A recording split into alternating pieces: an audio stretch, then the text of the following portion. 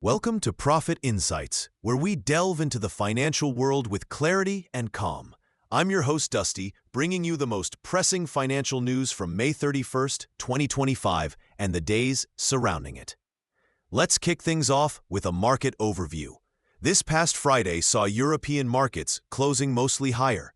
Despite the shadow of trade tensions and unease about the U.S. economy, the European benchmark Stoxx 600 index ended modestly higher. Although trading was sluggish with holidays affecting the US and some European markets.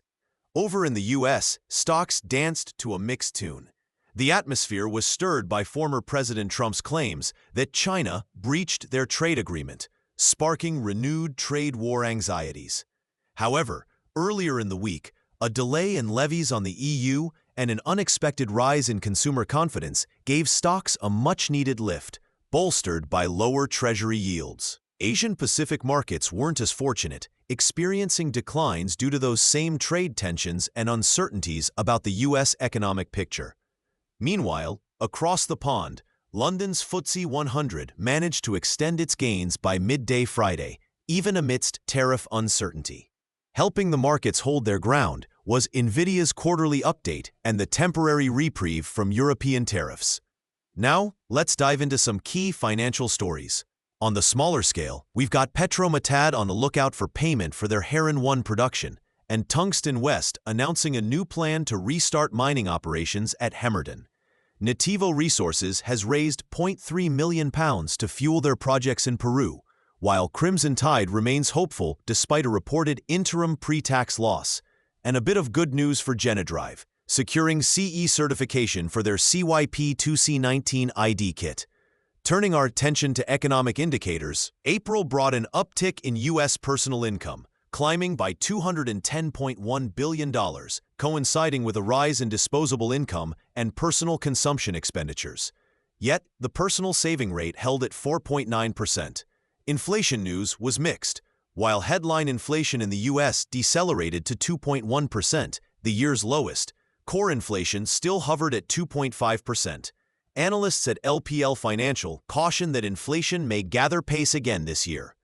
Over in the U.S. GDP arena, the Q1 2025 numbers took a puzzling turn with a slight contraction, owing largely to increased imports and reduced inventory investment.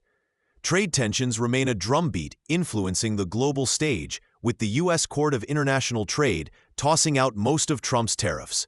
Such tension has directly impacted manufacturing, leading to a record inventory buildup.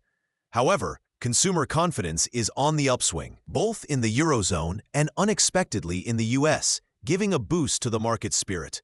In fixed income news, the Bloomberg U.S. Aggregate Index ended higher for the week, with both the 2-year and 10-year Treasury yields dropping slightly. These adjustments reflect the broader economic themes at play. Lastly, energy policy steps into the limelight as governments wrestle with balancing energy demands and environmental goals. With AI and geopolitical issues fueling the demand rise, there are whispers of revisions to the U.S. Inflation Reduction Act, potentially phasing out clean energy tax credits sooner than anticipated. Before signing off, let's consider some investment tips. Keep an eye on geopolitical developments and how they might dictate energy policies and tariffs. Diversifying your portfolio to hedge against these uncertainties could be beneficial. Consider industries like AI are sectors that show resilience to tariff fluctuations. That wraps our session for today. Thanks for tuning in to Profit Insights. Until next time, remember, when the dust settles, only the truth remains. Take care and happy investing.